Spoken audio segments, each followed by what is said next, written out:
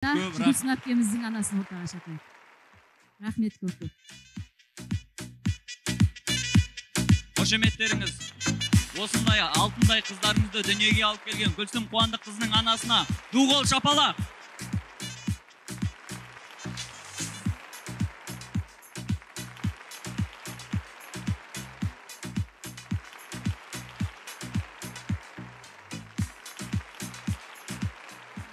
Апа.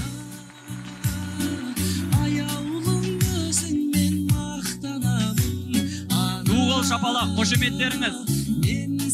Біздің алтын құртақты анамыз.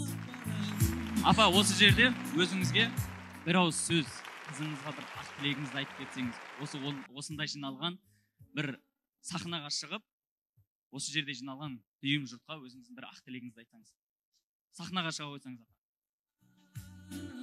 Аяулым өзіңмен мақтанамын, ана, мен сені Меккеге апарамын. Көпшілік қауым, бүгінгі жиылған көпшіліктер осы бүгінгі қызымның кітап кешіне келгендеріңізге қош келіпсіздер. Осындай қызымды жаңа өзім тәрбиелеп, бәріңізге осындай қыз жұғысты болсын, осындай қыз тәрбиелеп бүгінгі әкесі мен шешесі рахмет. Қошеметтеріңіз. Не деймін қызым?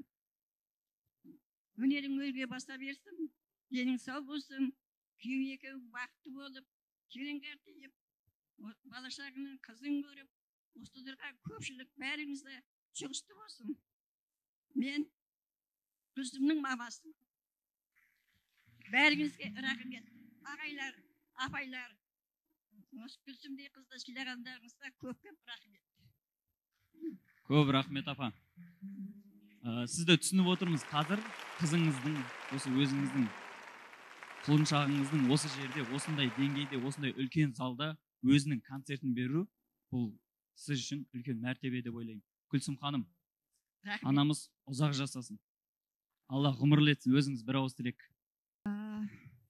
Менің анам өте алтын жүректі, аузын ашса жүрегі көрінетін өте мейірімді ана. Өмірді көп қиыншылық көрді. Анамыз әкемізден жарынан ерте айырылды. 5 қыз, 4 ұлды жайғастырды. Анам менің ақылшым, анам, әрі подружкам десем де болады. Әкем кеткеннен кейін қасында барынша жебеу болуға тырысам. Хотя өзім қолымнан көмегімді бере алмасам да, сөз көмегімді беріп, әйтеуір жанын жұбатуға тырысып келдім. Аллаға шүкір бәрін жайғастырды. Әкемнің арманы болатын, осы алғашқы кітапты жазуға жіберген кезде баспаға рұқсатын бірінші беріп, әкем Құдай қаласа осы тұңғыш кітабыңның тұсаукесерін дүркіретіп тұрып, бүкіл ауданды шақырып, той жасап берем деген уәдесі болатын. Бірақ жете алмай кетті оған. Әкем кеткеннен кейін, 1 жылдан кейін, сол 1 жылдығына дейін кітабымыз басылып шықты баспадан. Жылдық асын бергеннен кейін, 2 айдан кейін әкемнің өзінің арманы бойынша алғашқы кітабымды 20 жасында тұсауын қолымыздан келгенше дүркіретіп жасауға тырысып жасадық. Ол кезде жаңағы өзіміздің Әлібек ағайым, Мейірбекұлы Қазақстан жазушылар одағының мүшесі болатын. Үйге келіп, әкемнің орнына әке болып, мен ол кісіні қазір өнердегі әкем деп айтам. Өнердегі әкем болып, өмірдегі әкемдей де өзінің көп ақыл кеңесін беріп, қолдап, тұңғыш кітабымды жарыққа шығарып, демеп, осы жолға, осы жүйеге салып кеткен сол кісі болатын. Содан кейін де міне 3 кітап жазып, қазір енді 4-ші кітаптың тұсауын кесіп отырмыз ғой. Соның барлығында қазір мені қолдап, демеп отырған осы анам. Қошеметтеріңіз. Қобалжуыңыз орынды, Гүлсім ханым, түсінеміз. Бізге де осындай үлкен концерт беріп, ата-анамызды осындай үлкен залда отырғызып, залға шығарып, елдің алдында абыройын көтеру бәрімізге бұйырсын. Амин. Қошемет көрсетіп қойыңыздаршы. Апам мен мұна гүлдерді анау жерге жайғастырып қойсам. Осы жерде мен тағы да ортаға шақырғым келіп отыр. Маған негізі өнерім түп нағашымнан келген, әкемнің нағашыларынан келген. Сол қасиеттің иесі тағы бір үлкен нағашым Қызаркүл әпкемді ортаға шақырғым келіп отыр. Және өзімнің екінші отбасым, өніп өсіп отырған менің екінші ата-анам, әрине мен енді ата-анам, ата-енем өмірден озды. Сол кісінің орнында қазір ата-ене болып бізге ақылын айтып, жол көрсетіп отырған, баулып отырған әпкемді шақырам, Қайынбекемді. Қошеметтеріңіз қане, ортаға шыға қойсаңыз. Үлкен әпкем. Армысың, аманбысың, қалың елім. Жалынды сәлем айтты халқың менің. Еңбек етіп мақтар алда өстік біздер. Басым дейіп сәлем берем баршаң үшін.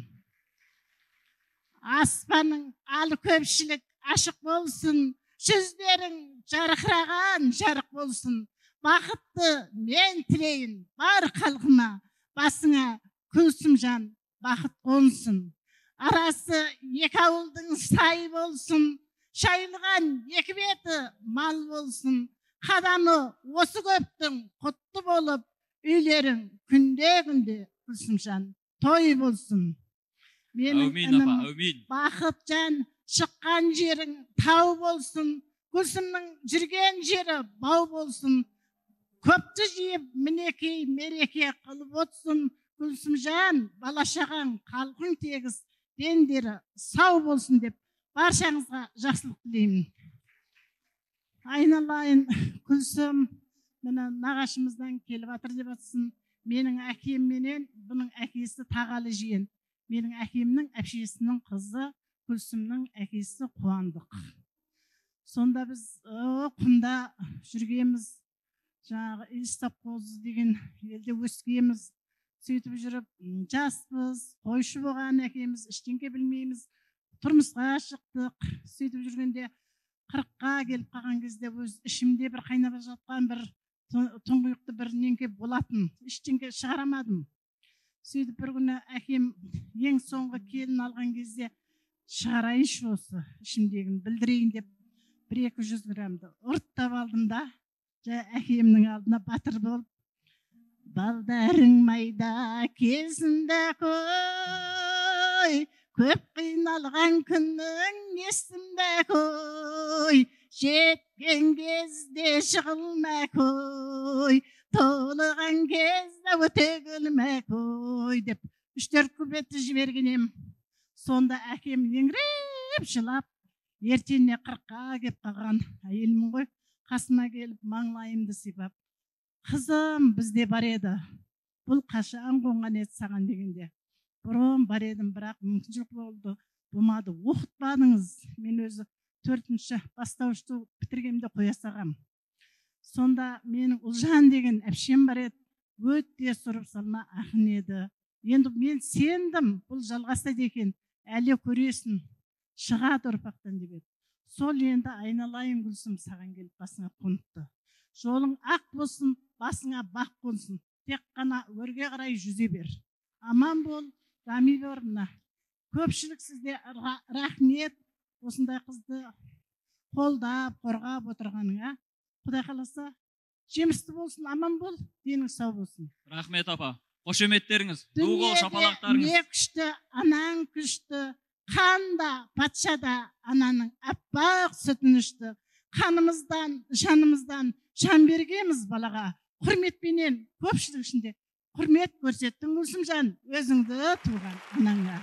Дүниеде не мықты, анаң мықты, батыр да, бай да ананың тар құрсағынан шықты. Гүлсім жан, айналайын, міне Зәуре женшемнің бір тұршы, бір адам алға шықшы деп женше құтты болсын.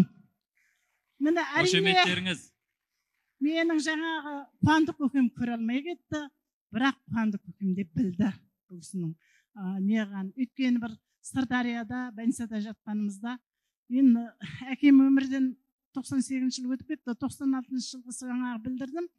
2 жыл білді, сөйтіп сағынғаннан кейін жаңағы жиен несіне айттым. Сонда бір Гүлсімнің әкесін көрген кезде асқар тауым әкемең, өмірге мені әкеген, өскен едім жасыңнан, мейіріміңмен, мәпеңмен. Әкешім, асқар тауымсың, балдарың жасыл бағымшын, кешегі жүрген бейнеңді, бүгінде әке сағындым, сағындым әке, сағындым деп қуандық көкеме жылағаным бар еді. Әкемде қылып. Сонда менің қызымда бар, нағашымыздан келген екен ғой деген бір сөздердің бәрі кешелі бері көз алдымнан өтіп жатыр. Айналайын Гүлсім, өрбіте бер осыған. Рахмет, осыған да неше қуанып отырмын. Тек қана алға. Ой, рахмет апа. Бұндайыңыз білгенде екі адамның кешін бірдеге жасайтын ек, сіздің де кешіңізді қосып. Нағылдеңіз, мына көпшілік бүгін мына менің келінім кешіне келген екенсіздер. Келіннің кеші құтты болсын. Ең жаңа мен үлкен әпкем келген еді, осы жерде айтам, бүйтем, бүйтем деп ауырып кетіп қалды ғой. Маған келіп қалды, мен дайындалмаған. Гүлсім, Құда қаласа өнерің өрге баса берсін. Тек қана жақсылық тілеймін. Құда қаласа мына інім екеуің терең қартая беріңдер. Рахмет, қошеметтеріңіз. Гүлсім ханым, өзіңіздің бір ауыз айтар тілегіңіз болса? Рахмет айтам. Нағашы әпкеме де, қайын әпкеме де, сонау 1000 шақырым жерден келінімнің кеш екен деп, сіңілімнің кеш екен деп келіп отырған екеуіңізге 1000 алғыс.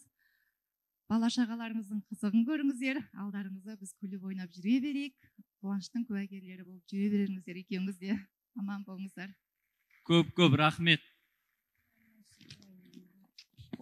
Қол соғып қойыңыздар, осындай кереметтей аналарымызға. Сонау жерден ат терлетіп келіп отырған.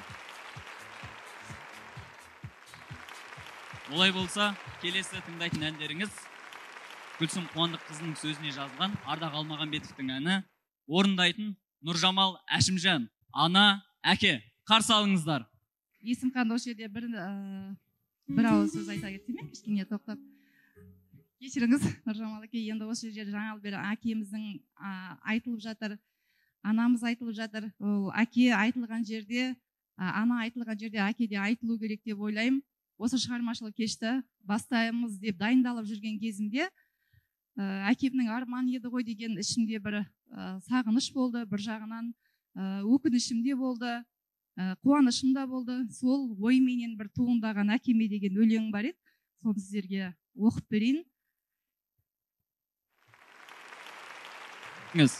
Менің де әкем болған. Жүргенде әкесі бар бәрі көкте, өзекте өлмей тұғын кәрі өкпе. Адамдар астамшылдық жасамаңдар, менің де әкем болған әріректе.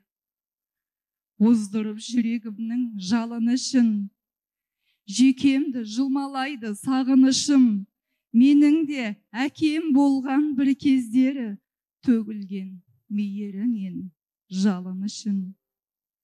Менің де әкем болған білесің бе, қуаныш өкінішім бір өсуде, өкінсем әкем бүгін болмады деп, қуанам жол сап берген күресуге.